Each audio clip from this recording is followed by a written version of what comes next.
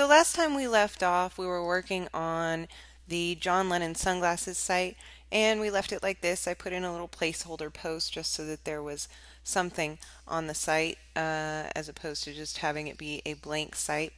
And we had installed a few plugins and configured the general settings for the site and a few of those plugins so that they were going to make Google happy with all of their SEO wonderfulness. So today, hold on. Sorry, guys. So today we're in Bootcamp Module 3, and Bootcamp Module 3 is all about content creation and how we create content for our sites, because the search engines love the content and our sites have to have some sort of content so that the search engines send visitors to them, and so that when people visit our sites they have something to read. Now, Bootcamp Module 3, as you see it here on the Crowd Mountain site, is really focused on an informational type of site like I did in the example site about Juice Cleanse. Our site that we're doing in our webinars is going to be more of a product-centered site. So this site's going to be all about John Lennon sunglasses, and really, how much can you write about John Lennon sunglasses or any other type of product like that? So I'm going to go through the steps that we took in Bootcamp Module 3 with this John Lennon sunglasses site, but as we walk through those steps, you'll see that some of this stuff isn't really as relevant to a product center site as it is to a informational site. So which steps you do and how much time you spend on some of these steps is going to be dependent on what kind of site you have. Do you have an informative type of site, or do you have a more product-centered kind of site? So we'll go through both, and I'll show you exactly what I would do in either way, although you can see those examples in these Bootcamp Module 3 videos for what I would do in an informational site. I'll refer back to that also during this webinar so that you understand what would be the most appropriate fit for your own individual niche. So in our Bootcamp Module 3 videos, we started out with the video about long-tail keywords and why those are important, and so I'm going to leave that in that video. If you missed it, do go back and watch it. It's important to understand what long-tail keyword phrases are for and why you need them on your site. And then we went into a video that I called Becoming a Sponge, and in this video and in this exercise, we learn everything that we can about our individual market, our individual niche. Again, John Lennon sunglasses or a similar product-centered kind of site isn't necessarily going to have a lot to learn about it. Now, if you're involved in, say, a more complicated sort of product like, HDTVs or something like that, there may be some technical jargon and whatnot that you will need to learn in your market so that you can understand how your products may be categorized in an effective manner, so that you can write some descriptions about the products that are that makes sense to somebody in that industry, like the 1080p and all that kind of stuff. So, but in this market, it's John Lennon sunglasses. Okay, the sunglasses either look like the John Lennon kind or they don't, and there really isn't a whole lot to say about them. But let's go through this exercise of the Becoming a Sponge so that we can see how it would be done, and perhaps we will pick up some information that we didn't know already about this particular topic. So one of the things that we start with is we put in our main keyword phrase into Google, and then we see if there are any blogs about that topic. Now, I really doubt that there are going to be blogs about John Lennon sunglasses,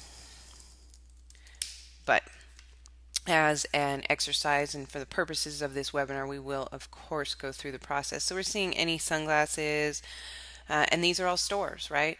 Which is what one would expect in a product-centered niche. Hey, is that my site? It is. I'm coming in at number 10 here. Sweet. And I'll go to page 2 just to see if I can find any blogs. I'm just looking at the URLs and I'm seeing that these are all product-centered places. So I'm not really finding what I'm looking for. We do also, though, want to look out and see if there are any kind of social media sites in the top 10. We're going to add those to our worksheet, because those are social media sites that we will probably want to target as well later on when we do our link building. So we're looking for any kind of social media sites. If we did find any blogs, we would subscribe to them in Google Reader. If we did find an affiliate site, there is one here actually. This person, the person with the .com, and they are UK based, so that actually won't really be as relevant to me, but they affiliate with, it looks like, eyesunglasses.com, who is a UK merchant, which is not what I am targeting. So those don't do me any good. If I was selling John Lennon sunglasses to the UK, though, that would be a great resource to affiliate with. So let's see, just get an idea of someone who is creating an affiliate type of site. What are they talking about on their sites? It says the glasses were originally known as T-shades, and this is all the stuff that I would note down in my worksheet so that I understand a little bit more about my market, and that I do, when I'm writing a sentence or two about it, I have something to say. And the term was used to describe glasses worn to hide bloodshot eyes or the effects of marijuana. Mick Jagger, John Lennon, Jerry Garcia, and Ozzy Osbourne all wore these kinds of glasses, as did Bret the Hitman Hart, professional wrestler. Made up of medium-sized, perfectly round lenses, so we know that. Supported by pads at the bridges of the nose, blah, blah, blah. That's all pretty standard for sunglasses.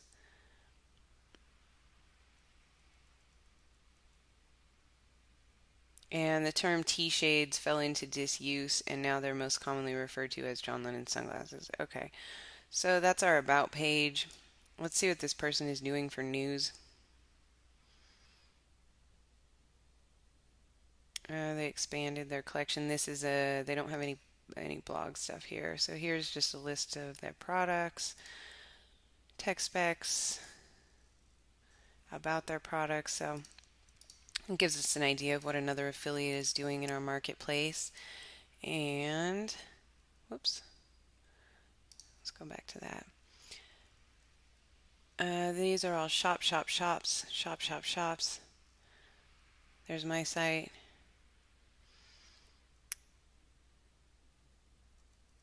That's a store.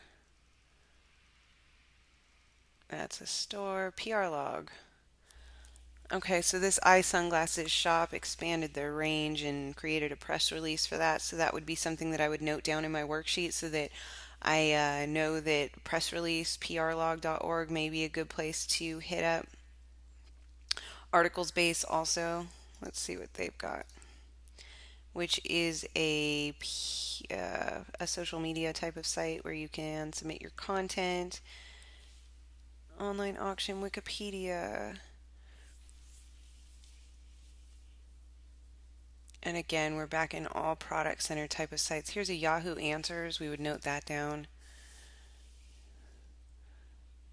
Where does this go to? This person submitted an article to Articles Base and did it for the purposes, most likely, of link building. Their link building, or that link on their article, then goes to this site, which is monetized via Amazon. So I would note that Amazon is a potential affiliate partner, and their link on this page goes to their own site. The story behind the shade. So I would read this article so that I can understand a little bit more about that particular topic. And here's his link. Very good. So we understand, or we know that now we know that Amazon is a potential affiliate partner. We know that Articles Base may be a good link building place for us.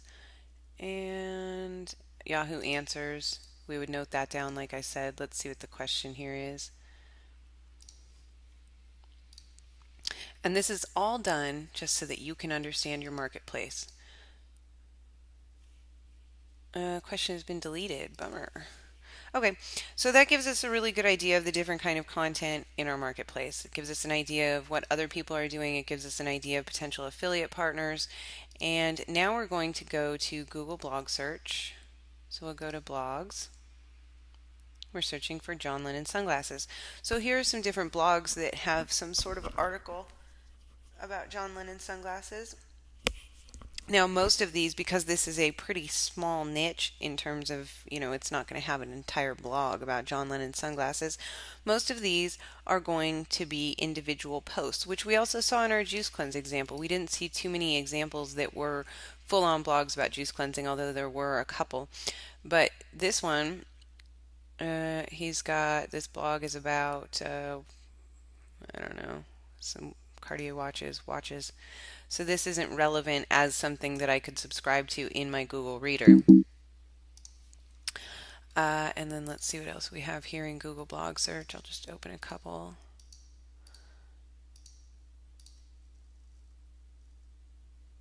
And like I said, I do not anticipate that I will find blogs that are all about John Lennon sunglasses, but we take a look real quick. Here's another angle. This is a fashion red carpet kind of blog.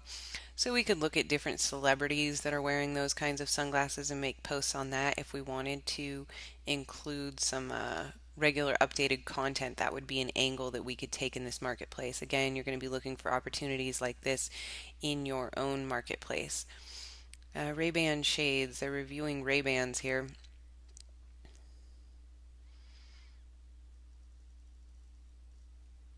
And who are they affiliating with?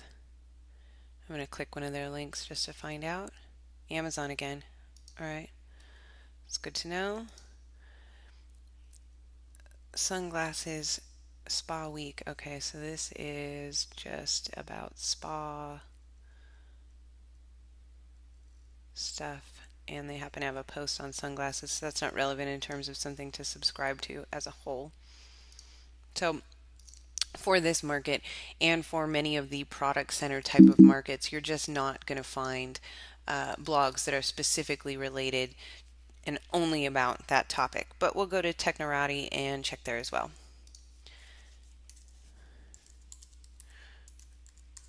If you did find something, you would obviously want to subscribe to it in your Google Reader. But let's go to Technorati. John Lennon sunglasses.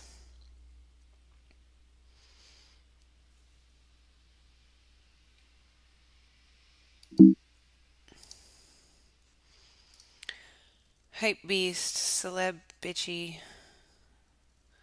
It looks like these are not specific to John Lennon sunglasses, so they just happen to have those words in their posts, so these aren't going to help me out. But let's go to Google Alerts.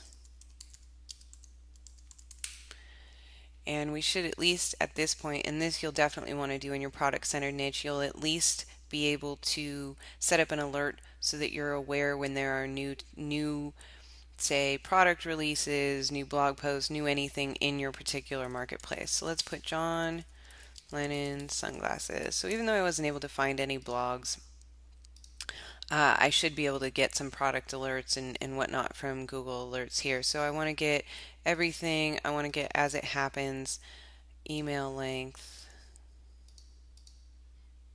I want to deliver it to a feed, up to 50 results. That's new. Create alert. And then I can click here to manage my alerts. Apparently my clicking create alert did not work. There it is. And it messed up my settings. Hold on. Everything, how often, as it happens, deliver to feed, save. There we go.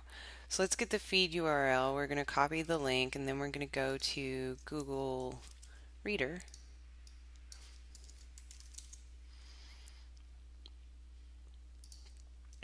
And we should be logged in obviously to our Gmail account that's related to this particular niche.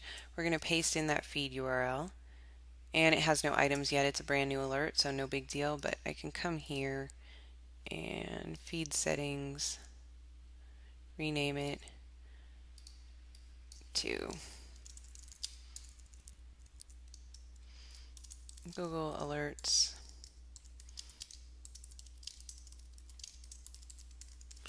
That's just for my own organizational purposes, and you'll probably want to do that too in your own niche. So bingo, it's refreshed, and we now have 4 posts in here. Somebody's selling, there's an idea, somebody's selling John Lennon sunglasses on eBay.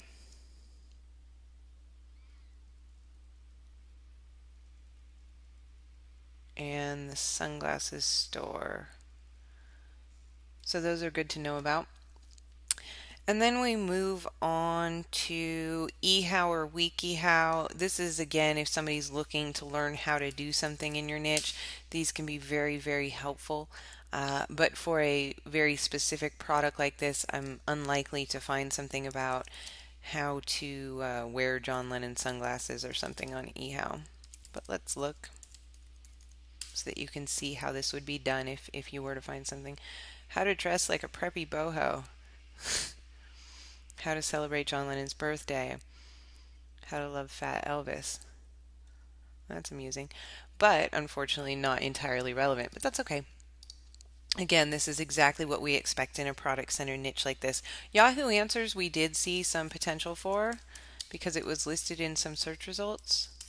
So let's go to Yahoo Answers and then we'll browse for John Lennon sunglasses.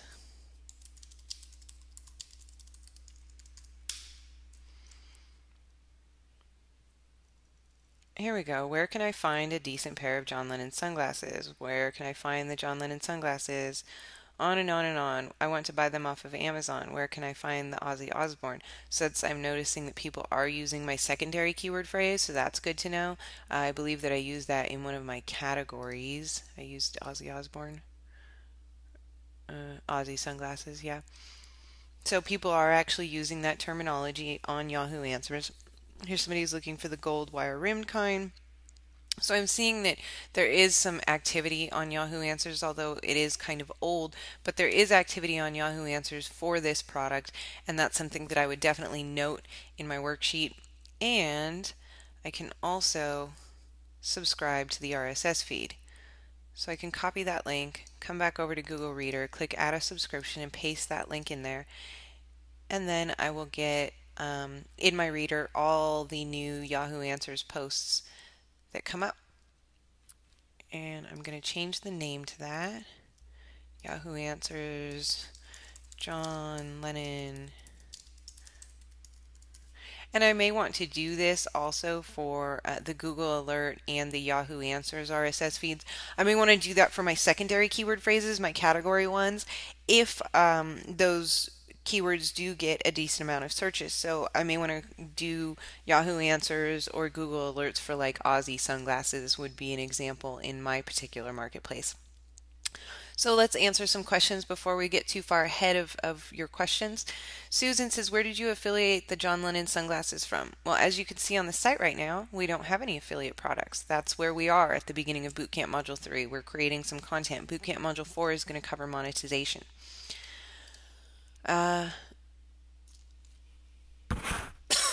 Michelle says, on a product site with fewer blog posts than a content site, would it make sense not to have a date on your post since you won't have a lot of them? Does having a date over a year old date the site too much? Yeah, I think on a product-centered site that it can be a good idea to remove the dates because somebody had come to my site. Let's say I have a list now of John Lennon sunglasses and they're going to see that that's old and think that, oh, those aren't available anymore, that kind of thing. So let's go into our code and I'll show you how to edit this. It may be different on your individual theme though, so I cannot guarantee that it will look the exact same as mine does. But this should give you a jumping off point. So I've gone to Appearance Editor and then I've gone to the theme files. I've clicked the main index template. The main index template is what makes things appear on the front page of your site. And then single post or just post is sometimes what it's called, is what makes an individual post page. So we want to find, usually it's in some sort of meta area, and it says posted on PHP the time by PHP the author, and that's what shows up right here, posted on, this is PHP the time by PHP the author. So we want to change that out and get rid of it. So let's just say posted by so that we can leave the author in there, and we'll remove the PHP the time nonsense and then click update file. So that should save it for us, and if we reload this page, the time should be gone, and it is. So now let's go to our individual post page, which is here, and we can see that the date comes down here. This entry was posted on Wednesday, May 12th and filed under blah blah blah. So let's get rid of that by going to the single post, and we're looking for the entry post metadata. There it is. This entry was posted. What? See, this is a weird, this nonsense here is all commented out stuff about changing the date and time. So we're just going to say this entry, we're going to delete all this and say is filed under, and then that'll give us a category because we don't need any of that date stuff. And then update file. We'll come over here, we'll reload this page, and that stuff with the date should be gone. And there it is, it's gone. So that's how you do that. And yes, I do think that that's a very good idea on a product-centered kind of site. Andy, when you're doing these searches at this point, do you use broad or phrase match? You just enter in the term in your search box like you saw me do, because it doesn't really matter, broad, phrase, anything like that. You're just looking for information. Next question. Mitchell, in your Juice Cleanse website or any information related blog, I notice you have posts almost every day. How did you do that, since I don't think you have time to post about Juice Cleanse every day? I have an outsourcer who does that for me. And on that particular site, I don't really have any requirements for what she posts. I just tell her to like post a picture and post a couple sentences about it. And that is done mostly because this is an example site for y'all, and it needs to be updated so that it stays in the index and stuff. You know what people don't understand a lot of times is that this is an example site, and what I've done to that site is what you see in these videos. So we go to the link building module, which is Bootcamp Module 5, and you see me build a few links to the site, and then I tell you guys how to continue to do that to make your site actually rank. But I don't show you every single time that I do it. I show you exactly how to do it, I show you where to do it, and then I show you a few examples and walk you through that. But I don't actually go through and do it. This site is an example site. It's not a money site for me. Unfortunately, sometimes people don't understand that, and they're like, oh, it's only at position, 7 or 2 or 12 if it drops a little bit or something. And then, they get all blacked out because they're, oh, well, your method clearly doesn't work. This isn't a money site, guys. This is an example site, and I show you how to do the things with the site, but it's basically a throwaway site for me, and I don't have, it doesn't do anything for me. But I do keep it updated because that helps keep it rank so that people don't freak out. If it gets to position like 70, I have no idea what position it's at right now. It's probably not that great, but that's not the purpose of this site. Jeffrey Hollyhan says, your site johnlennonsunglasses.net appears to be number 4 on Google UK. That's awesome. Victoria says, the plural form and some are synonyms of the word. Lemon detox versus lemon cleanse. What? Michelle imported all of those into WordPress. Wouldn't the blog looked like repetition with different versions of the same topic? No, that's what LSI is. It's about using different, saying things in different ways. It's also just how people talk. Some people are going to type in lemon detox, and some people are going to type in lemon cleanse. You want to have content for all of those people. Jeff says, is there an advantage to using Google Reader, or is it okay to use another reader that we already use? Looks like you haven't watched the rest of the Bootcamp Module 3 videos, Jeff, because later on in video repurposing others' content, you'll see why we do need to be using Google Reader. Next question. Kirby missed something in this Bootcamp webinar. So Kirby, you can watch the replay. Sandy says, how do you feel about the addition of automated content sources like WordPress Direct to embellish your blog in addition to posting something yourself? Yeah, that's fine, and we're going to be doing a lot. The email that I sent out this morning, we're going to be doing clinics or intensive type of learning after boot camp, because everybody needs their main core boot camp skills. You have to understand this stuff. You have to be able to do it. You have to be able to execute it before you can go on to something like, say, auto blogging or whatever. You have to understand how to put up a site, how to do the basic optimization, how to create some basic content for your site, how to do some basic link building, how to do some basic social media type of stuff. That's what Bootcamp is for, is to get you to a point where you understand the basics and can execute this process. And then we're going to be going into some more advanced, more intensive alternatives after Bootcamp. We're going to talk about outsourcing and how one would outsource this kind of stuff. We're going to talk about auto blogging, like Sandy asked about, and how we take content from other sources and publish it on our site, and in which situations that's okay, and how to do it without losing your rankings and all that kind of stuff. So we're going to be talking about auto blogging a lot. And then we're also going to be talking, one of the things that a lot of people have asked about is local search. So how to rank for local types of things. And that's going to be all coming after Bootcamp, because you need these core Bootcamp skills. And that's the purpose of Bootcamp. Like I said, you have to understand this stuff before you can go do something with auto blogging. I think that a course that say taught you auto blogging right from the start is going to leave you with a lot of holes in your knowledge, and that can lead to failure. And I don't want that for you. I want you to have a really great foundation to your internet marketing knowledge, so that then you can look at a site, say about John Lennon sunglasses, understand that that's a great keyword, but then know, okay, here's how I'm going to build out that site. Because I understand the difference between creating content for an informational niche as opposed to a product-centered niche. I understand when and where auto blogging kind of content can be plugged in. I understand how I can use outsourcing on a site like this, that kind of thing. And so we're building the foundation here, and then we're going to go on to that stuff after Bootcamp is over. Absolutely. And can you make a video about deleting the time and date? Yeah, go ahead and watch this webinar replay. Jack, when looking at potential affiliate sources, why do you limit to U.S. region merchants? Why not offer a UK merchant and a U.S. merchant to appeal to more potential visitors?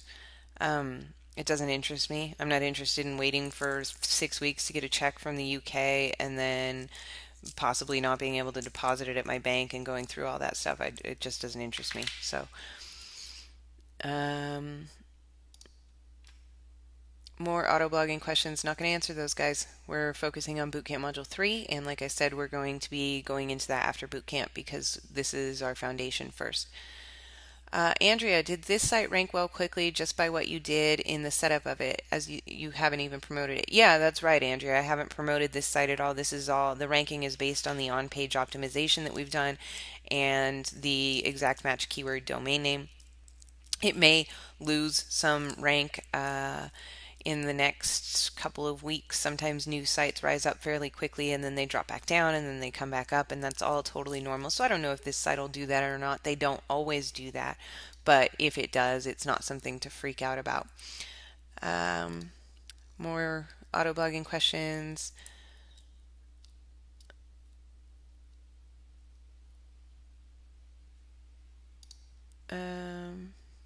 And I'm looking at more questions here.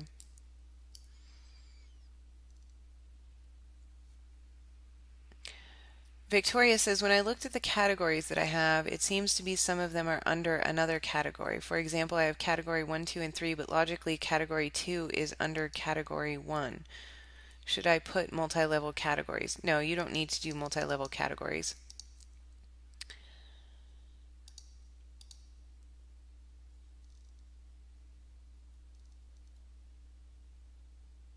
Kareem, I never had any success with Amazon, even though I have great stores set up.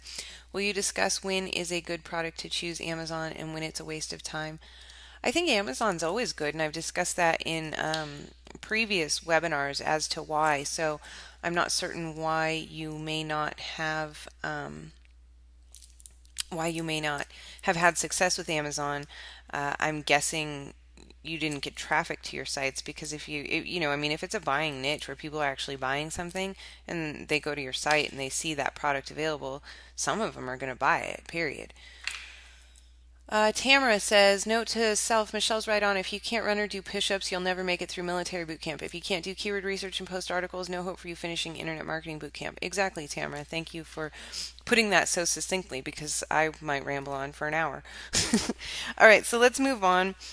We've done our Yahoo Answers. We've gotten our RSS feeds into Google Reader. We've got 41 posts in here. That's awesome. And now we need to go to Market Samurai and find those long tail keyword phrases. Excuse me. So in Market Samurai, we're going to do a search and we need to find, I'm just going to put Lennon sunglasses, as that might provide me with a few more keywords to be working with. And we want a minimum of 3. We want to include Google search keywords, and it's pulling some of these from a previous search that I did, which is why you're seeing some here. Why I pick a phrase length of 3, actually I'm going to do 2, because this is a 2-word keyword phrase. So I want those that are long tail, I want them to be at least this length or longer. We're going to include Google search keywords, and then we're going to generate our keywords. So we have 12 keywords here, and then let's do Lennon glasses. Lennon. Oh, I think I changed something and didn't tell you guys that. Sorry. Hold on. Over here, when I did this, I put ignore additional. And what that does is it makes it so that the keywords that are returned are keywords that only contain my original keyword phrase in them. So everything here is going to include Lennon sunglasses, and it isn't going to substitute other words for that, like synonyms. And we're doing that because we're looking for long tail keyword phrases to live under our main category. And we're going to do this for each of our categories. So we've got Lennon glasses. And this, we're going to do Google search keywords. We're going to ignore additional. Let's go with 2 here and generate keywords. So we have 33 active. Let's come over here, copy these. They've been copied to our clipboard. We're going to add them in here. We've got 44 keywords now. Now, the purpose of this is to get, like I said, a bunch of long tail keywords, and these are all different ways that people say basically the same thing. People looking for John Lennon style or Lennon style sunglasses or glasses. This is all just different ways that people type that in and say that. So here's how we are getting our big old batch of different long tail keyword phrases. We're going to sort by SEO traffic. And some of those don't have numbers, so let's analyze them, but we're not going to pull in the competition because we don't need that. And now we have numbers for all of these. Very good. So looks like John Lennon glasses does fairly well with 306 SEO traffic. Same with Lennon sunglasses. John Lennon sunglasses, which is the keyword phrase that I'm using on the site as the main keyword phrase, is a little bit lower than that. As you can see, the PBRs, like I said in the original video, I'm not thrilled with this PBR at all. However, if I actually rank for John Lennon sunglasses and Lennon sunglasses and John Lennon glasses and Lennon glasses and John Lennon space glasses, if I rank for the top keyword phrases in the marketplace because people are typing it in different ways, then I will get the bulk of the traffic. This is going to require that I do a little bit more link building because I'm trying to rank for several keyword phrases as opposed to just one. And then we look down here and we see that most of these longer tail keyword phrases have an even lower PBR, although some of them don't. And then what we're going to do is, actually I'll get to some questions and see if we had any questions about how we did that. Is there a minimum SEO traffic? Sorry, this is from Victoria. Is there a minimum SEO traffic we should be looking for when finding long tail keywords? Can we disregard those with the SEO traffic is less than 3? The purpose of the long tail keyword phrases is to is to pull in as much traffic. It's going to be really easy, most likely, to rank for a keyword phrase like John Lennon prescription glasses. I'm just guessing. Most of the time, though, these really long tail keyword phrases are fairly easy to rank for. So in those cases, simply by creating a post with that keyword phrase in it, we can oftentimes rank for it. Now, I did get rid of the ones just now that had nothing for SEO traffic by putting in 1 for the minimum of SEO traffic.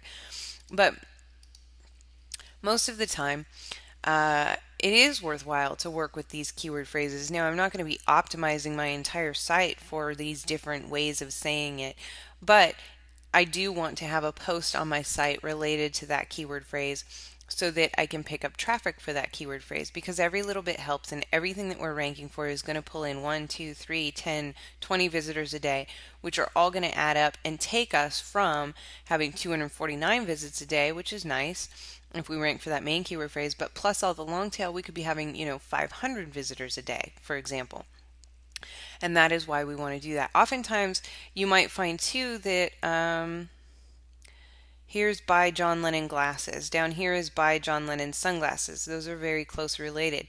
So I might create the by John Lennon glasses post and find that that also ends up ranking for by John Lennon sunglasses. And you never know. You can never know with 100% certainty. Sorry. You can target a certain post to a certain keyword phrase, but you can never know with 100% certainty that that post will or won't rank for other keyword phrases unless you do the link building behind it. But we're not going to do link building to all these posts. This is just about content. So if I were to do the by John Lennon glasses post, and then I also found that I ranked for by John Lennon sunglasses, great. Then I don't have to make a post on by John Lennon sunglasses. Since they're all so closely related, they oftentimes there will be some overlap, and that's absolutely okay. But we're creating that content so that when somebody is out there searching for that content, that Google has somewhere to send people. And we want them to send people to our site. Joe says, does it hurt your site if you have no products to sell on your site while you're building it? No, it doesn't hurt your site to not have products to sell. It is a good idea, though, to do what I did and create at least one post. It doesn't have to be a novel. As you could see, this is 4 sentences or 3 even. But do create a post that's targeted to your main keyword phrase so that there is some content on the site. But you don't have to have like affiliate products on it or anything like that. Sandy says, for a blog site selling my photo prints and artwork, should my categories be the different galleries or my keywords? Or should I create pages for the different galleries like travel, beauty, CGI, etc.? I'm guessing, Sandy, in this particular marketplace that there is not a lot of keywords where people are looking for. I mean, there's going to be a keyword that people actually search for that's like travel artwork or, Hawaii artwork, for example, or CGI artwork. But those are going to be super high competition key phrases, in which case it's kind of a waste of your time to start to or attempt to optimize for them. So what I would do is instead focus on creating a navigation system via your categories that really make sense to the visitors of your site, whether those are galleries or whether those are customers who may be coming to your site to purchase your art. Focus on creating the most pleasant navigation experience for those people. My husband, this was in the email I just sent out to y'all. I'm going to be doing revamping an old site. So this is my husband's site. He's an artist, and for like a year he had some sort of I don't know, existential crisis around his art or something. I got his site to rank for a great keyword phrase, and he was getting traffic for it, but then, I don't know, he stopped making art or photographing it or attempting to sell it because of that existential artist crisis. So I need to revamp this site. I think it was put together like 2 years ago, maybe 3. Yeah, copyright 2007. So this site's 3 years old. It needs to be revamped. I need to have the organization better, and then I need to get back to work with its SEO and getting it traffic and stuff, because he wants to move forward with all of this now. So we're going to be doing a big series on how to revamp an old site, and you'll see what I do with his site. And I know that a lot of you people, a lot of you members are attempting to, you're working with not necessarily a niche keyword that you found, randomly, but that you already have a nonprofit, or you're already trying to sell your own arts or your music or something like that. And this is really going to be helpful for you guys to see how we take the principles in Crowd Mountain and apply them when we don't necessarily have a marketplace that we discovered in the Crowd Mountain way, because we're already in that marketplace. My husband is already an artist, so I wish that he was in a career that had better keyword phrases, but he's not. So in this series, we're going to talk about how to work around that. And then also for those of you who are working in a traditional Crowd Mountain type of niche site, you will be able to get a lot from this series that we're going to be doing about revamping his site, because we're going to talk about, what do you do with old dead sites? I mean, this site is basically dead now. He's put some updated pictures on and stuff, but it's not, it hasn't been updated in a long time. It lost all its rank. Google isn't really feeling it that hard anymore, and so we're going to see what we can do to fix that in this series.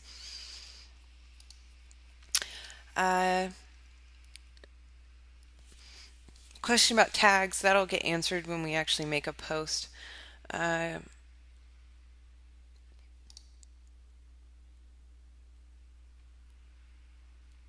Jim says, when working with a product site, let's say it's for men's sandals, if women's sandals and kids' sandals also survive the Market Samurai criteria, should those be their own site, or can the men's sandals be used for those as well? If your domain is men's sandals, then I would not put them on the same site. Also, I'm going to assume that those are fairly big markets. I mean, there's going to be a lot of sandals that you can carry and all that kind of stuff in each one. So in a marketplace like that, I would do separate sites. Paul says, can you explain or re-explain what Google pulls up in a search? For example, what is the title area called that is highlighted, followed by the description, even the web link? I have a website, but I'm unsure how to create the highlighted title above the actual web address. Is that the meta tag? Let me see.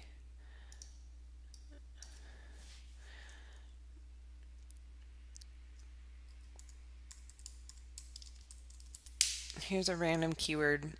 Okay, so this is your title, which when we go to our site and we go view source, you're going to see the title is John Lennon sunglasses, end title. That's what is going to appear in this area. The description comes from your meta description, which again, looking at the page source, you'll see meta name, description, and here's the description that I wrote in all-in-one SEO pack in Bootcamp Module 2. And then of course the URL is the URL. So that's where those things come from. Google doesn't always take your meta description and use it, and sometimes it even nixes out your title and creates something else, but most of the time that's where it gets the title and description from. So I hope that that answers your question. Market Samurai is an excellent tool. It makes our life much easier. I've been using it over and over in the last year and highly recommend it to anyone that's not purchased. This is from James, by the way. My question is, when reviewing the SEO competition results in Market Samurai, I always notice how many websites show up in the top 10 results that have absolutely no on-page optimization. I know that there are many factors that add up to getting in the top 10, but it seems like backlinks far outweigh on-page SEO. In order of importance, how would you list on-page SEO, backlinks, content, etc.? Well, on-page optimization is part of your content, right? It's anything that is on your web page is the definition of on-page optimization. I have seen significant jumps in sites where, say, I didn't do my on-page optimization and then I just went and built links. And let's say I'm in position 8 and then I went, oh, whoops, I messed that up. And then I actually went and did my on-page optimization. I have seen the site jump, 5 positions because of that. And with plugins like, the all-in-one SEO pack and that kind of thing, there's just no reason not to do it. There's just no reason not to do the on-page optimization. Yes, it does not weigh as heavily as link building. So the number one thing that you need to do is link building. The number 2 thing is going to be your on-page optimization. But they are married, and they do both need to be done to get the maximum ranking for your site. Who is this calling? Next question. Vanessa says, on a product site, do you see problems like legal, copyright, etc.? Jesus. Do you see problems with using product names like Black& Decker drills, Still drills, DeWalt drills, etc. as our LSI category names and or long-tail keywords for actual products or writing that we'll be selling and or writing about on our site? Normally, like 99.9999999% of the time, that is not a problem because you're referring to their product, you're attempting to sell it for them, and then they'll make more money. There are some very, very cranky copyright owners who do have problems with that. Like an example I can think of right now is ping pong. Apparently you can't call ping pong, you have to call it table tennis. Yeah, we've had discussions. I've had discussions with their attorney about that. So, but no, that's not something that you are going to come across 99.99999% of the time. Next question. Peggy, how do you utilize the long tail keywords you're speaking of for the sunglasses without getting too spammy with the same similar word? We'll talk about that when we actually do that part. Paul says, how effective are photos and images in helping with content building and Google ranking? That's pretty well discussed in our video on Google's favorite content. Peggy says, on the product-centered sites like the sunglasses website, do you prefer to leave out the About Me and About Us type of pages? Yeah, because nobody really cares, right? I mean, if this site was set up at this point and had the products on the site, do I really care who put the products on the site? No, I just click the one that I want to buy and then I go buy it. So,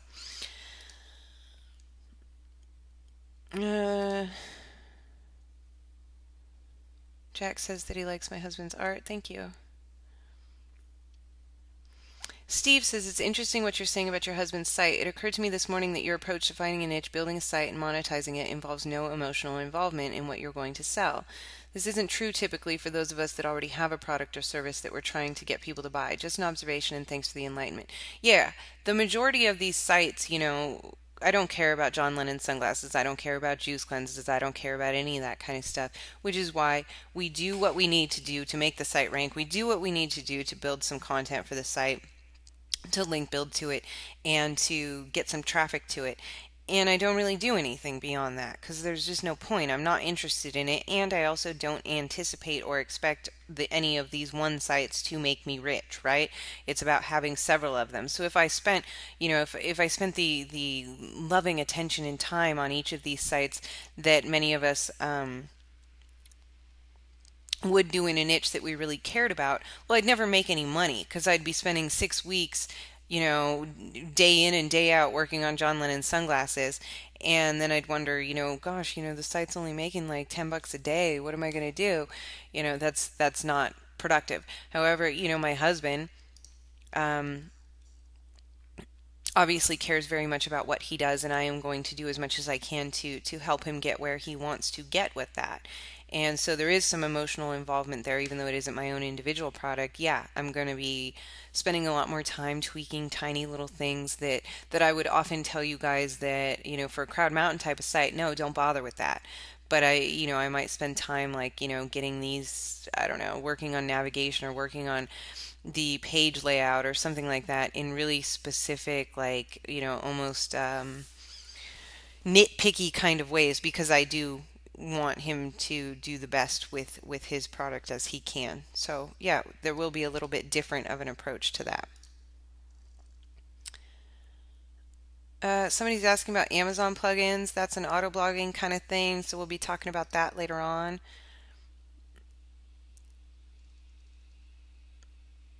How are people getting access and asking questions on the live Q&A sessions each week, given Q&A already there on immediate access to new module? Do questions for this automatically get picked up from Crowd Mountain Connect? I don't understand, Lisa. I'm sorry.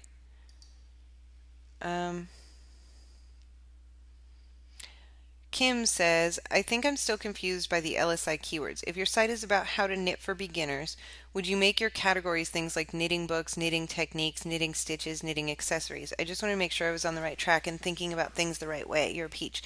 Thank you, Kim. Okay, so if your site is about knitting for beginners, then an LSI kind of keyword for that, and of course you would have to open Market Samurai and make sure that people are actually searching for this. But knitting for beginners, and then we might have something like easy knitting patterns, or easy knitting stitches, or I don't know much about knitting. It wouldn't Knitting books isn't related necessarily to knitting for beginners. It is related, but it's pretty far out there. I mean, advanced knitters might be interested in books. Somebody who's new to knitting may or may not be interested in books about it. It's kind of a crapshoot. It's related, sort of, but it isn't really what we're looking for an LSI keyword. So you're going to want to find stuff that people who are interested in knitting for beginners, different ways that they would say those same things, and very, very, very closely related. Like there might be a set of knitting needles that are perfect for beginners. That might be something that fits. So I hope that that clears that up for you. Sandy says, should the photos and artwork images be local on my site, or should I put them on Flickr and bring them in from there for link building?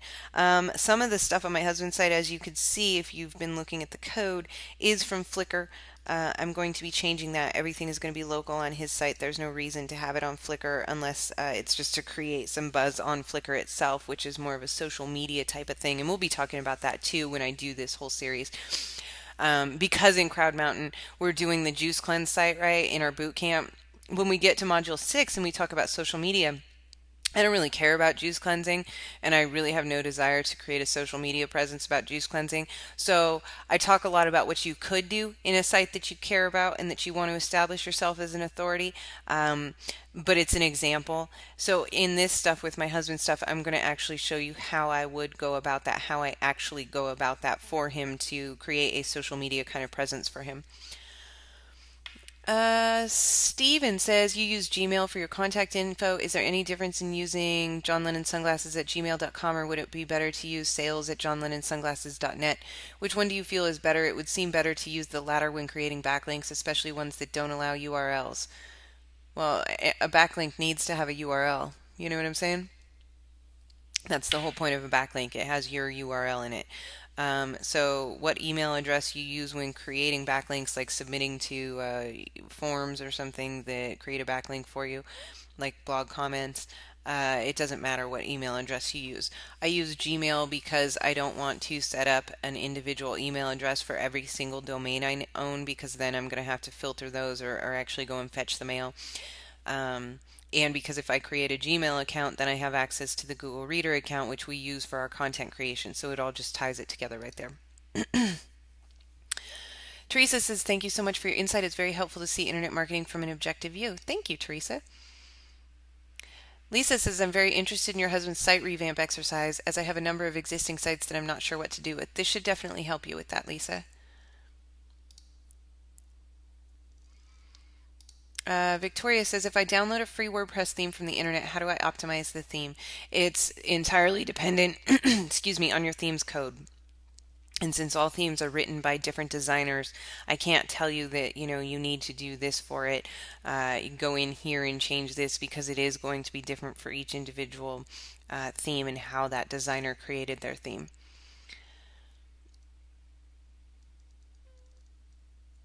Jack says, in the video on including images, I don't recall you mentioning things like alt and title attributes. Do you use a plugin like SEO Friendly Images, which does it for you, or is that part of the plugin that you give there?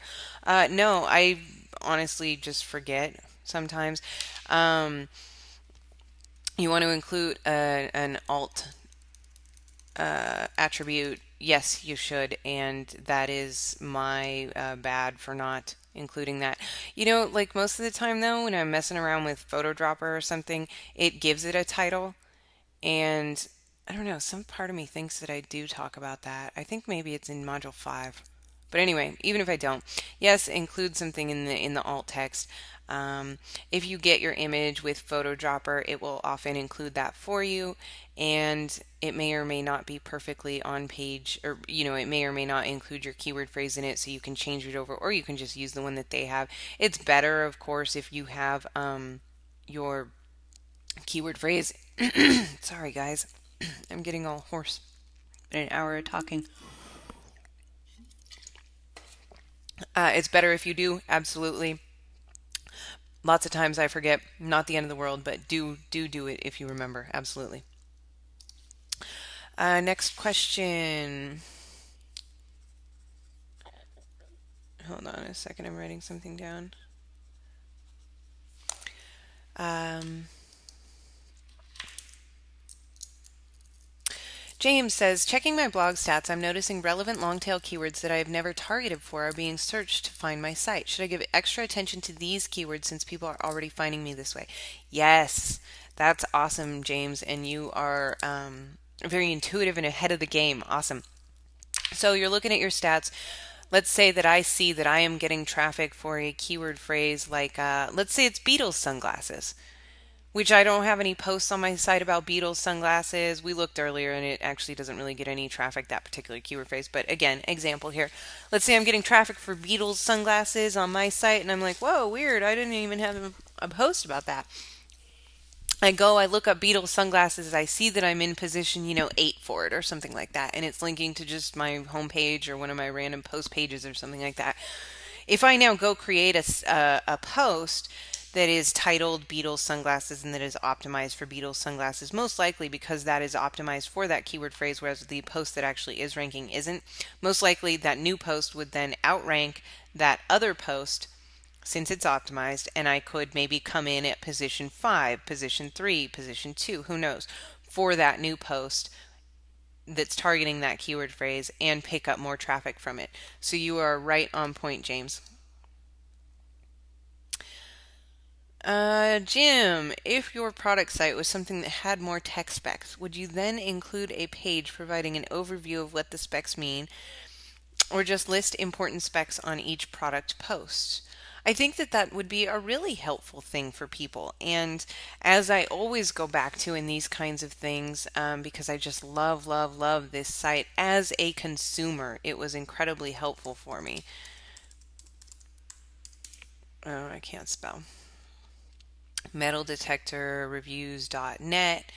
So they have some very informative type of posts that give me information about what's the sensitivity, what's the discrimination mean, these sorts of things that are specific to metal detectors and are the sort of techie terms that I may need to know when I am purchasing one if I'm new to this industry. So yeah, if you've got something that has its own jargon and you're trying to create a site like this that is a kind of a hub for people to access information on that particular product, then this would be a great way to go. Now, am I going to do that on sunglasses? No, because there's no tech specs. There's nothing to talk about really. It's a pair of sunglasses. You like them or you don't, right? Something like HDTVs, something like metal detectors, that kind of stuff. Yes, you can get into this kind of thing. You can get into personalized reviews. You can get into content that goes beyond the specific, here's your product, go buy it or go don't. Next, we have Vanessa says, I found that some themes require that the images are hosted locally, not your in-post images. That's a problem at your web host or the URL that you've given for a particular image. Okay, Lisa says, when I've been given access to the Bootcamp Module 1 and 2, the Q&A audio file is already there. I've not seen previous links where I can join the live Q&A session for each specific module. Okay, those Q&As were done when Crowd Mountain first came out.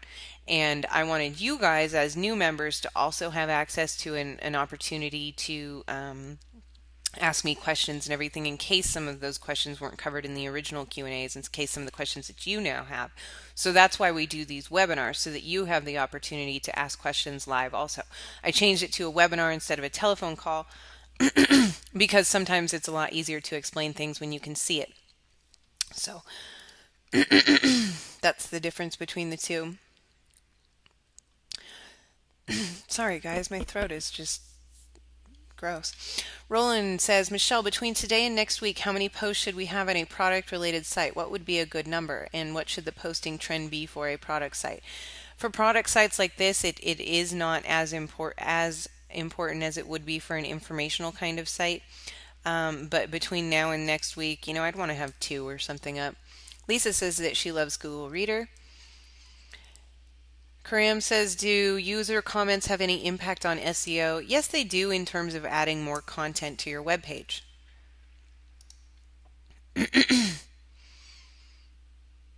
um,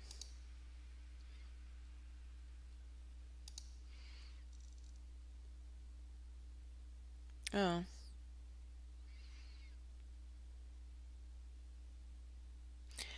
Next question. Victoria says, is there any theme where I can have different advertisers displayed on different pages?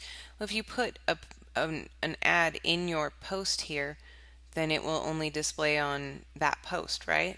So you can have a post that is John Lennon sunglasses, for example, from Amazon, and then I could have another post that is John Lennon sunglasses on eBay, and then each of those posts would display the relevant ads for them. Peggy, any way to check for banned domains? If you enter in site colon and then the domain name.com into Google, if it has no results, that is either because it is a brand new site or it is because it has been banned. Craig, how would you recommend optimizing for a keyword misspelling that is getting decent traffic? I would create a post on my site with the misspelling as the title. I'd say, hey, sometimes people spell this as this, the actual spelling's this, but anyway, here's how you can find out more about it.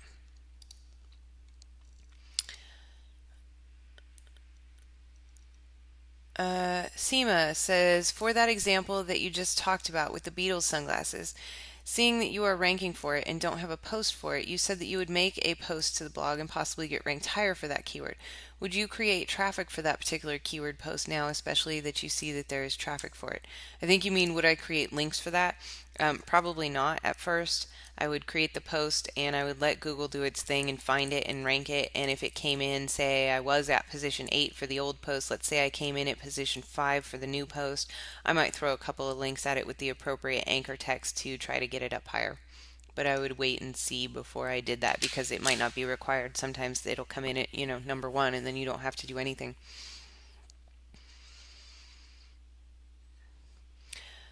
Andy says, for those sites on product-related keywords, are the long-tail posts for John Lennon sunglasses going to be similar or different in content style and length to those given in the Juice Cleanse Bootcamp examples? I'm guessing that they're very similar, but I figured it's worth asking. Yes, they're going to be similar, and I'll actually walk through it in a minute.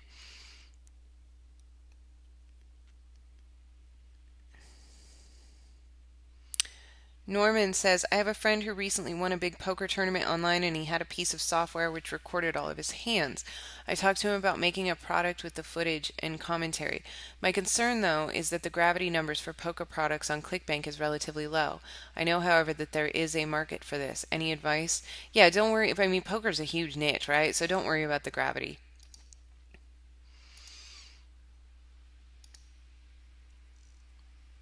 Mike says, how many posts on an informational site? Could potentially be unlimited, as we're doing with Juice Cleanse, where it's updated like every day, and it could be that you find that you're ranking and then you stop posting to it. And again, we have to do something, see how Google reacts, and then adjust from there.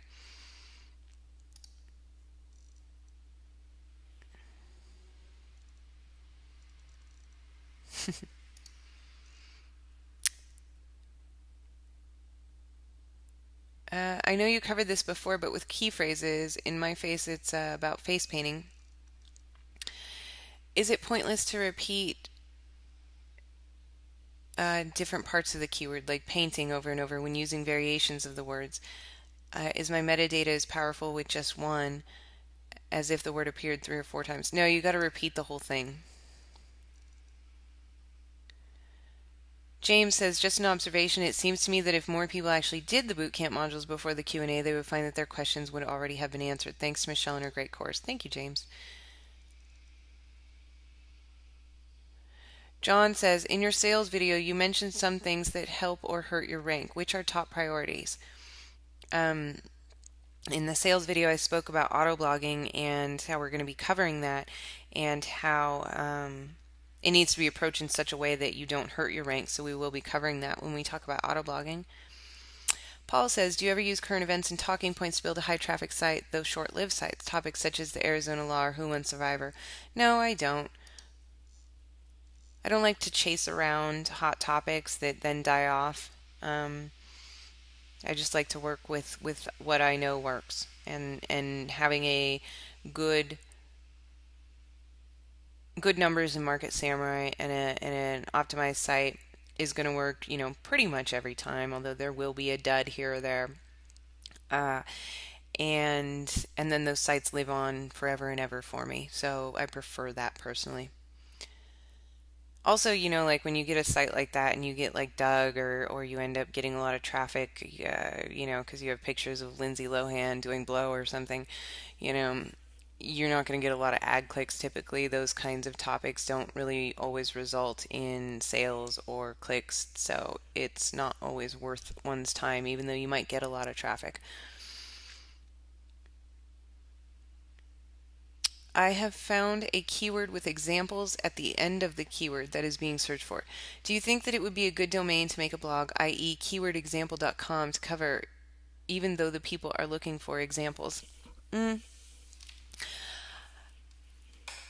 If you can get the exact match, and I don't know the marketplace, so I don't know if it's something that people would potentially be buying.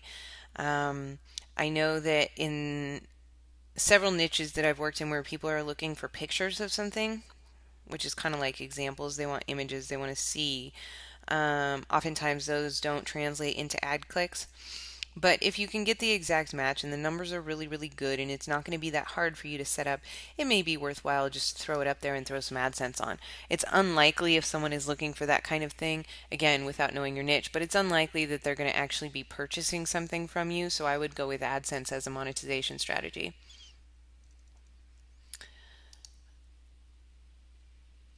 Will I ever cover selling dead sites like using Flippa? Sure. I like that. Um,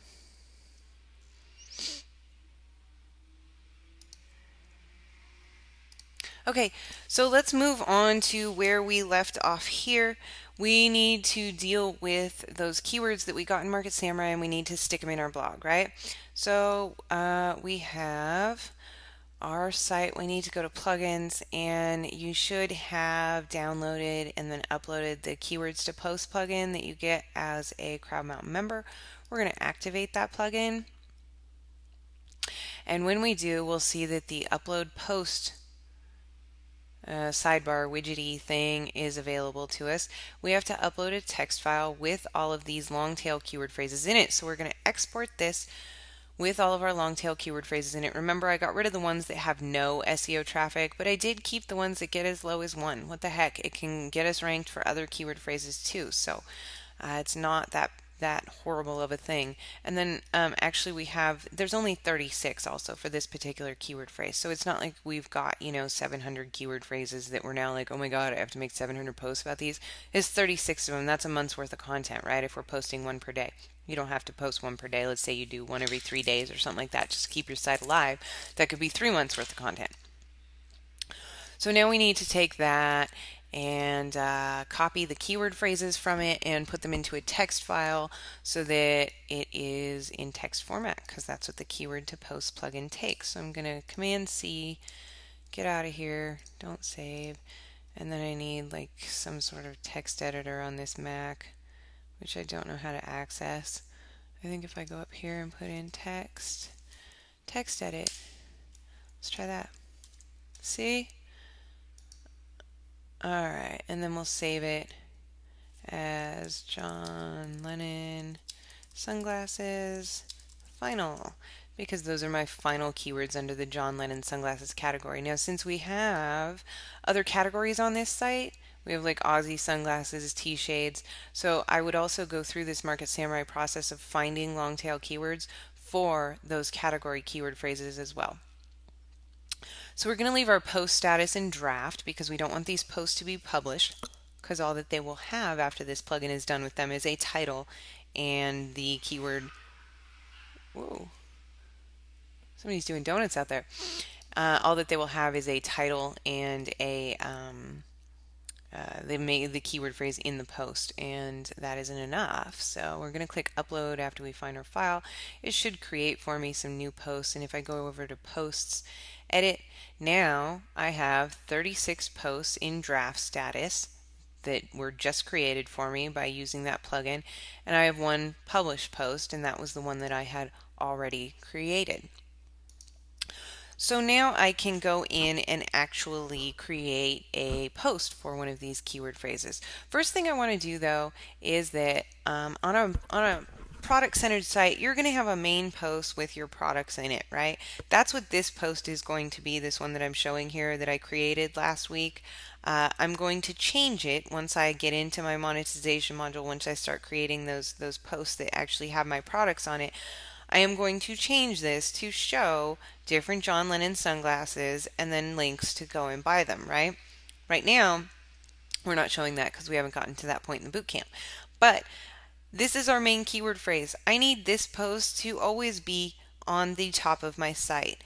Number one, because it's our main keyword phrase. Number two, because that is where one day our money is going to come from selling the products that are listed in this particular post. So let's go back over here to edit. We're going to go to published. And if I do quick edit, can I sticky this?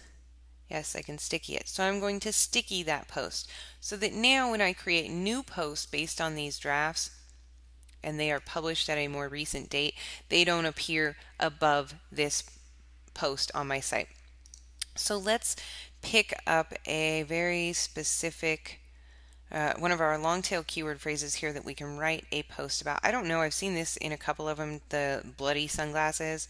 So I don't know if that's a song or something he said, or I don't know. But I would want to look that up because there's quite a few posts that, or quite a few long tail keyword phrases that use that term. And if there's anything that you don't understand in your niche, you'll want to do that as well too. So John Lennon eyeglasses, let's do that one. We'll click edit. And now I need to create a post using this keyword phrase, right?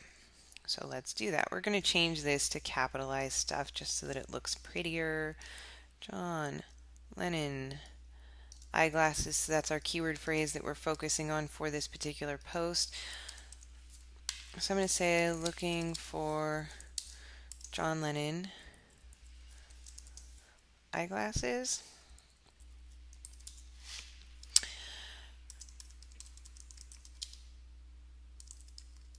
Glasses in the John Lennon style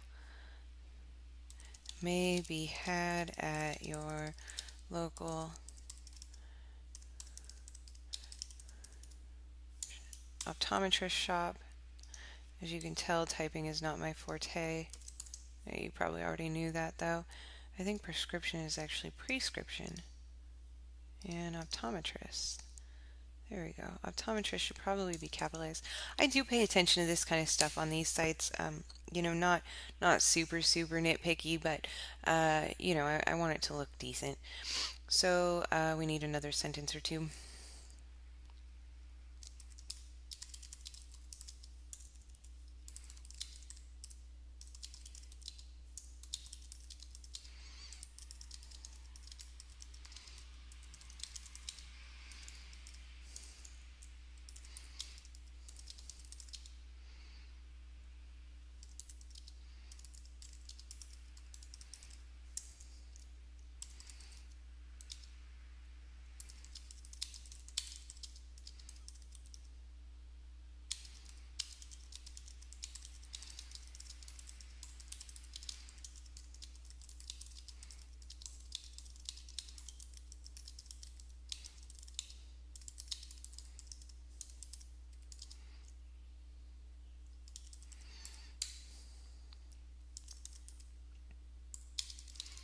Now I'm going to use my main keyword phrase again.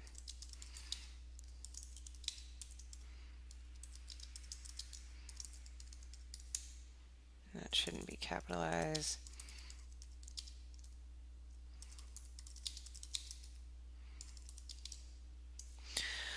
And then we'll do our tags. This is going to be categorized under Lennon sunglasses, so we need to use our category as a tag as well. Let's add that. And then we'll put, we'll also use John Lennon glasses just because that's related to this and it's a different way of saying it. So those are our tags for our post. Our category is going to be our Lennon sunglasses. And down here, we don't need to do anything. We're not going to allow comments. We're not going to allow trackbacks or pingbacks. That's how we set up this particular site. And then we'll click publish. I could change the date on that, obviously, if I wanted to, so that it would appear in the future. And then let's go to our site.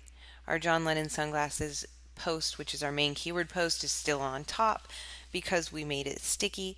And then here's our second post that we just created. It's actually more recent, but it's appearing below because this John Lennon sunglasses was sticky. So that's our basic how to use the keyword to post to create content. Now the cool thing about this is that I now have 35 at this point, 35 different topics to write about. So I don't have to go to the site and be like, oh my God, what am I going to say about stupid sunglasses? Like, really, what do I have to say about these? You know, I just know that I have to use this particular keyword phrase in this particular post, and I bang out a couple of sentences about it. It also makes it really easy for your outsourcers to do the work for you. Because they're not going to be coming to you saying, gosh, you know, what should I write about? They know, okay, I'm supposed to write about John Lennon reading glasses, and they do it, right? And then they don't have to come to you. And that's what makes outsourcing fantastic, is when nobody's coming to you. Now, next one, we talk about Photo Dropper. So let's go to our plugins. Photo Dropper is what allows us to add images from Flickr into our posts. So let's activate Photo Dropper. And then I believe it's in settings, Photo Dropper. Yep. We are going to want to images per page. I like to put like more than that because otherwise it'll only show you like 4 whenever you're trying to search, and that's not that many. I like to just see a bunch and pick the one that I like the best. Check this box if your blog is a commercial blog. Yes, if your blog is going to be used commercially at all, then, and by that it has some kind of advertising on it, which all of yours will most likely, then you do want to check that box that you remain in compliance. Now let's go to Posts, Edit, and let's find another post to create. John Lennon round sunglasses. Let's do that one. Okay, we're going to edit out our title to say John Lennon in caps, round sunglasses, and then we need to use Photo Dropper here. Click on the Photo Dropper icon. We're going to try to find some John Lennon sunglasses on Flickr. Probably won't happen.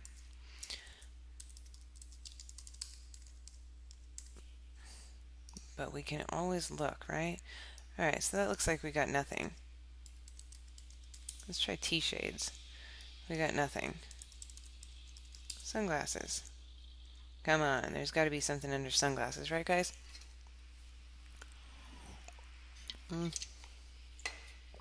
Here we go.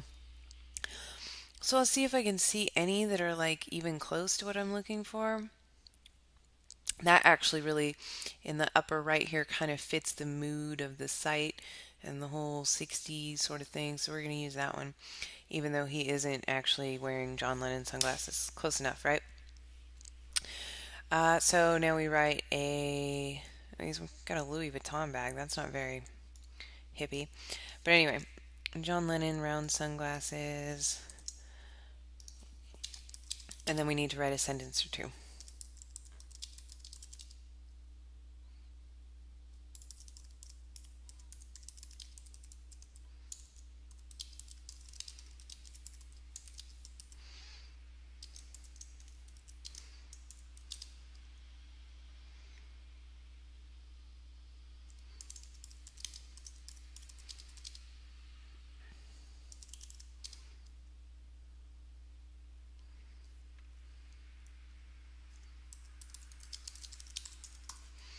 So there's a sentence. It's a very, very boring and uninspired sentence.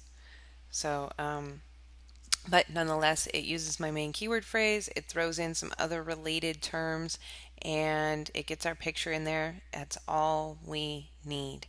Okay? Does not have to be a novel. Does not have to be, you know, a $15 article. So tags, we're going to put Lennon sunglasses because that's a category this is going to be under, comma, and we'll put Lennon round sunglasses also. Different way of saying the same thing that I spelt wrong. Lennon. Okay, so there is our photo dropper post. Now let's change the date on this so you can see me do that. Let's say I want this to appear tomorrow. And there we go. It's going to be scheduled for May 20th. I'll go ahead and hit schedule. And now this post will appear tomorrow in the afternoon. We also have, as part of Crowd Mountain, that you get the photo dropper plugin. And that's going to be right up here in Tools. It is getting a quick update due to some changes in WordPress, and it should be up for you within like, what day is today? Today's Wednesday? Yeah, I think today's Wednesday, so it'll be updated by, hopefully by the end of the week, no problem there. So I will have that for you. And then we go into Shared Items Post, which is the last video that I made for you, and this is where our Google Reader comes into play. So let's go over to plugins, and I gave you the link to the Shared Items Post plugin. Now I have seen some reports on the WordPress.org, or sorry, on the Shared Items Post site that it isn't working with WordPress 2.9.1 or something. I have seen from other people saying yes, it does work on my site with that version. So we're really flying by the seat of our pants here because I have no idea if this is going to work or not. It looks like it's working on some sites and not on others. So who knows? Let's find out. I am also going to give you an alternative if you do have a problem with it. So Shared Items Post, we need to go to the settings for it and set that up. We need to get the URL to our Google Shared Items, right? So we go over to our Google Reader, we click on Shared Items, and then if we go to, I think, Sharing Settings, preview your shared items, and then that'll give us the link to our shared items in Google. So we're going to copy that, and we're going to go back over to our settings and paste the shared items URL in there. How often do we want to have a post be created from our Google Reader shared items by this Shared Items Post plugin? In the bootcamp, I talked about doing it once a week. I don't think that for a product-centered site such as this that we are going to have such a volume of posts. Remember, I could only find 2 feeds to subscribe to for this marketplace. So I think I'm going to go with monthly in this case. But that's up to you and how much you anticipate being in Google Reader, actually reading the content and then hitting the share button on it, which is right here, and how much content there is available in your marketplace. So here's our post template. It's going to say shared items and then the date. So we want to change that to use our main keyword phrase, which mine John Lennon sunglasses, and we'll put best John Lennon sunglasses and then leave it in the date. Here is different ways, template tags and stuff that you can use to change the way that this appears for you. And if you're concerned about the appearance and you want it to look a certain way, then absolutely look into how you can use these tokens to change the order of things and stuff like that. We're going to choose categories, sure, Lennon sunglasses, tags, John Lennon sunglasses, Lennon sunglasses, and then we will save changes or save options.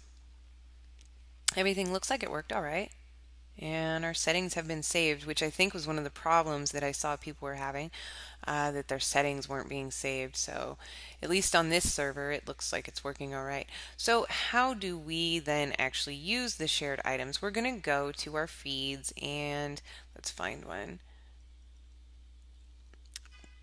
Click Share with Note for an item that you like and that you do want to share with people. And then if you add a note, these John Lennon sunglasses, I'm going to use my main keyword phrase.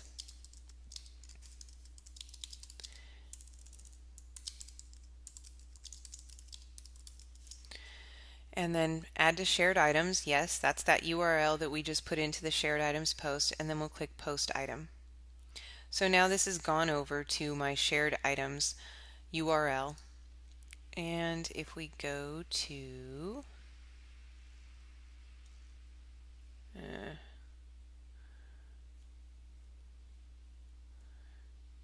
the sharing settings and we look at that page again now, there's that post.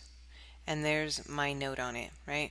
So this is what will now appear on my site once the Shared Items Post plugin runs, finds these items in Google Reader, and then posts them to the site. Now I just set it up to only run once a month, so I believe that the first time it will happen is now 30 days from now. So, but we can run now, and I actually haven't used this before, so once again we are flying by the seat of our pants, and this may or may not work. Let's find out. Go to the main page. There it is, and there's our shared items that we found. So it worked out perfectly. Now if you're having a tough time with this plugin, like I said, I just happened to notice that a few people said that there's a plugin called Recommended Reading that integrates with the Google Reader shared items, and that could be an alternative for you. It looks like it's working just fine. So that's as far as we got with our content in Bootcamp Module 3. And those are the basics to your content creation. And I've showed you some ways to create content by hand. I've showed you some ways to use multimedia content because Google loves that stuff. And I've showed you some ways to use other people's content to post on your own site. Not the auto blogging stuff, because we are including attribution here. We are including our own notes in this, which also makes it more unique to our own site. Those are 3 ways that you can create content for your site. The multimedia is essential. So using that photo dropper and using that YouTube dropper plugin are going to really help you in your rankings. Using the Keywords to Post plugin is essential, as it will tell you exactly what you need to be creating posts around and what keyword phrases you need to be targeting. And in this marketplace, nothing is ever successful without really great keyword targeting. And that Keywords to Post plugin keeps you right on track with that. And finally, the shared items post allows you to keep your marketplace and your readers up to date, to provide some updated content to your site and to the search engines, to the visitors who are coming to the site, without you actually having to go through and write all of those individual posts. So let's go back over to the questions and see what we can find.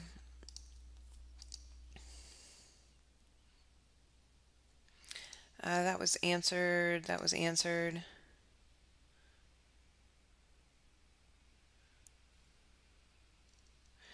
Tamara says, I'm as prone to good marketing as the average person. When I decided to make a career focus change to internet marketing, I ended up signed up to 2 guru guidance programs at the same time, Crowd Mountain and The Immediate Edge. I appreciate the personal interaction with your guidance program, and I only have so much time and am watching the money. I have a feeling you know the content of this other guru guidance program. Do you know if there's any reason that I should keep that program and monthly subscription fee, as they do have software and posts? If the other program is used in conjunction with what we're doing in Crowd Mountain, I will keep it. But if not, I'll let my subscription on the other product go for at least now. Do you have any advice on this one? So Immediate Edge, I'm good friends with Ed Dale and Dan Rain, who run the Immediate Edge. Excuse me.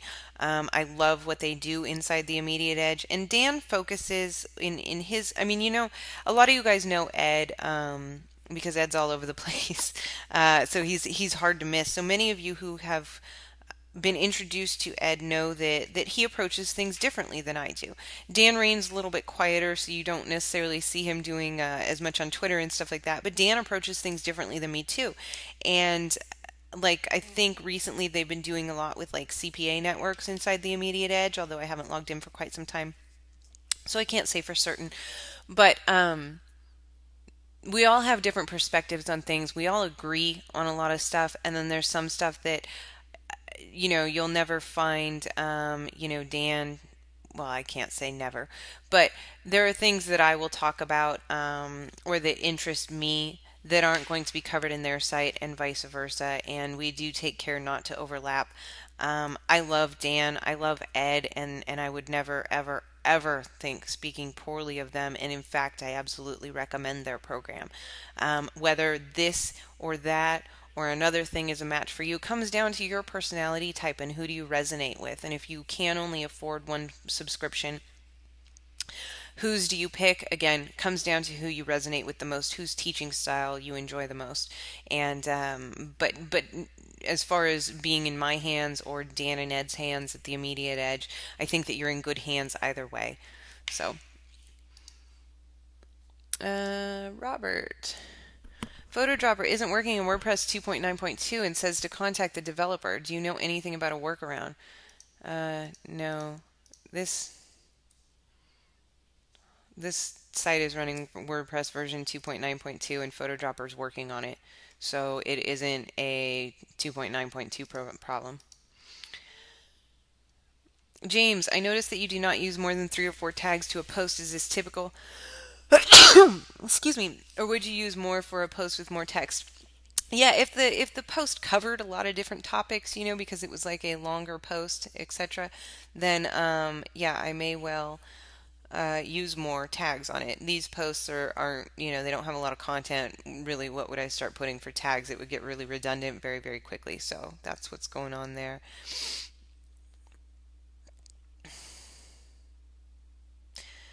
Roland says, in the videos you state that Google likes pictures with your posts. What's Google's feeling about videos and podcast posts? If Google likes them, would it be a good video? Would it be good video audio to text post ratio? Okay, if you're getting into ratios, you're thinking about this way too hard, Roland. Occasionally throw up a post. Some people really like doing image posts because they don't require them to write that much. Some people don't. Okay, it doesn't really matter. Just throw some up every now and again. Throw up some video ones, whatever. It doesn't. There's no ratio. And like I said, if you're going that far, then you are definitely thinking about it way too hard.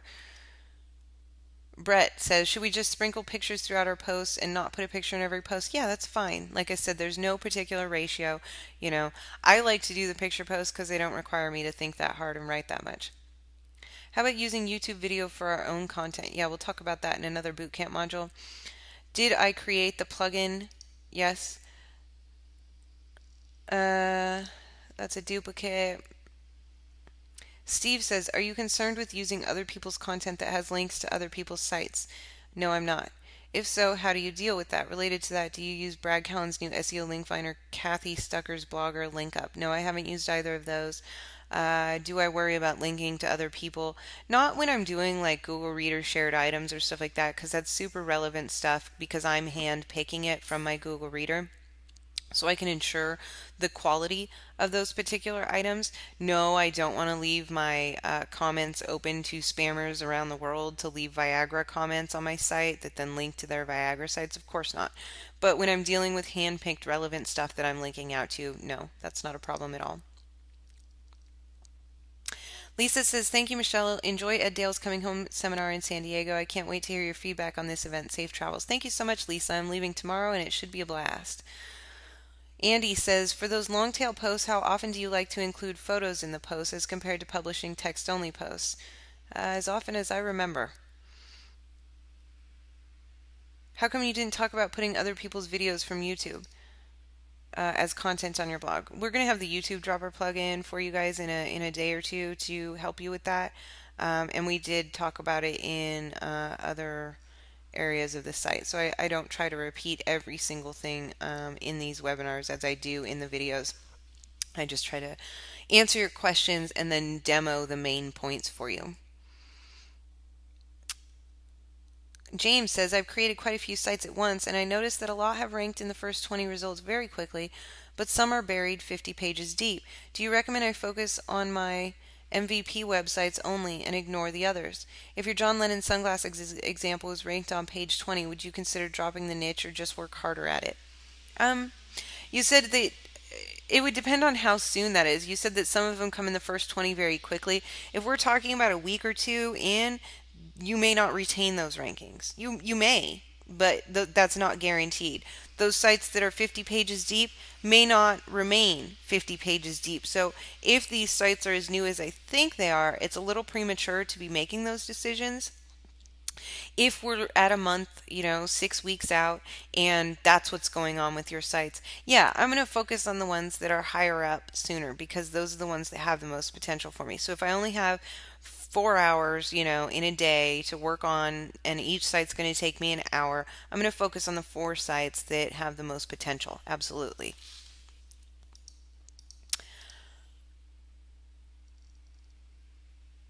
Uh, Brian, where's the link for the keyword to post plugin? It's in Bootcamp Module 3, man. Randy, if you're doing a topic that has a lot of misspellings, is it best to put those misspellings only in your meta tag? We talked about what to do with misspellings earlier in the call.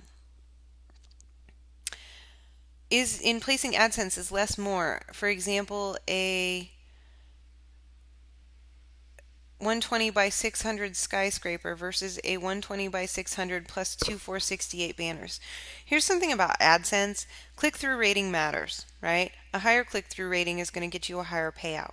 So if you're displaying a lot of ads on your page, let's say you're using the maximum of 3 AdSense blocks, even if every time somebody visits that page, somebody clicks an ad, your click-through rating is going to be lower than if you only had 1 ad displayed on the page because you're showing 3, getting 1 click, whereas in the other scenario, you're showing 1 and getting 1 click, which is a 1-to-1 ratio. So for your click-through rating purposes, it's not necessarily a good idea to be displaying as many ads as possible, like in a post, displaying 3 ads in that post. Probably not a good idea. Instead, focus on getting like one big ad block up at the top. That's where I go. And then maybe, you want to have another ad block down at the bottom of the article or something like that. But click-through rating does matter, so always consider that. Robert, do pictures have to come from a site like Flickr? Can they come from your desktop? Yeah, the pictures that you use just to get some multimedia content on your site can come from anywhere. We use the Photo Dropper plugin because it makes it pretty easy for us to find pictures and put them on your site. But if you have stuff that you want to use, you can. Jason, sorry if this goes backwards, but I still don't understand the value to a site visitor of a post with a pic and a few relatively meaningless sentences. Isn't that going to result in a high bounce rate and not engage the user to either click through to other pages or to utilize your monetization scheme like affiliate links, lead forms, etc.? I always thought the content was important to hold on to the user and get them to perform whatever action will make you money. Well, we're going to deal with more about the monetization and how we direct people to something in our monetization module, which is Bootcamp Module 4, so that's next week. A post like this, that one's scheduled for tomorrow. So yeah, this post, not terribly exciting, right? But if I had over here some images of some John Lennon sunglasses with some buy now links or something like that, that could be providing people with what they're looking for. And we do want to provide them with what they're looking for. By creating posts that use the exact keyword phrases that people are searching for, these long tail keyword phrases, we're giving them the opportunity to come to our site and to find exactly what they're looking for. So I'm going to offer, obviously, John Lennon sunglasses on my site. This post might not excite them that much, but I will have other monetization on the site so that they can find what they're looking for. And the only way to get people to our site is with content. Now, if I wanted to write a novel about John Lennon eyeglasses, I certainly could do that and create a much better post. But really, in this particular marketplace, I don't think that the most well-written post in the world is going to be very exciting. It's boring. But the words have to be on the page for Google to love your site for this content. And so we put the words to page, and then we give our users ways via widgets or ads or whatever to find the content. So I hope that that kind of clears it up for you. Peggy says, thanks for showing how to do the technical execution of WordPress. First time working with WordPress. Awesome, Peggy. Good for you. Next question. You're skipping ahead, Craig. That's a Bootcamp Module 5 issue, so that's something that can be brought up in Bootcamp Module 5. Nancy says, is there an advantage to using the sticky post versus a static page in WordPress for your products? Well, if it's in a sticky post, then it's a post, which means that it's included in your RSS feed. Also, if I created a page here about John Lennon sunglasses, that wouldn't be the front page of my site, right? Because the front page of my site displays my posts. So that's the difference between those two. Paul, do you feel vulnerable by having a large percentage of your income based on a second tier affiliate? Well, I'm not on the second tier, but I mean, I'm an Amazon affiliate, first tier. Regardless, could something like the Google Dance completely disrupt your income stream? Do you teach first tier affiliate at all? This is first tier. I'm not affiliating with somebody to affiliate with somebody else. I'm not getting second tier commissions for referring other people. Um, so I think that there's some confusion there. Regardless, am I worried about a Google Dance upsetting my income? No, because I have lots of sites out there. I don't just put out one site and bank on it. Thanks so much for clearing that up. You answered something I couldn't find elsewhere. Thank you. And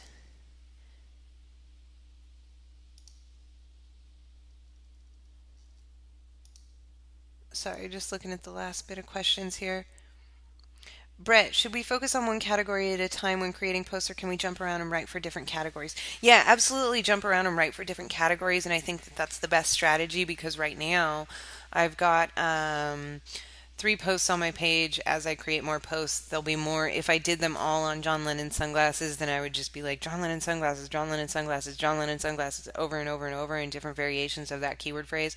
So by working in some other categories like my Aussie sunglasses or something like that, I would be able to create a little bit less of a spamminess type of thing going on with this page. Of course, when we go into monetization next week, that'll change a lot about this site. But for the purposes of Bootcamp Module 3 and for the purposes of this call, yeah, it's absolutely a good idea to jump around your categories and create a well-rounded site. So great question, Brett. That is all of the questions that we have. So thank you guys so much for attending this Bootcamp Module 3 webinar. We've gone on, I think, forever. I've gone on forever. But I hope that I got your questions answered for you. Of course, the replay will be available. And again, thank you for your time, and we will talk soon in Bootcamp Module 4. All right, bye-bye.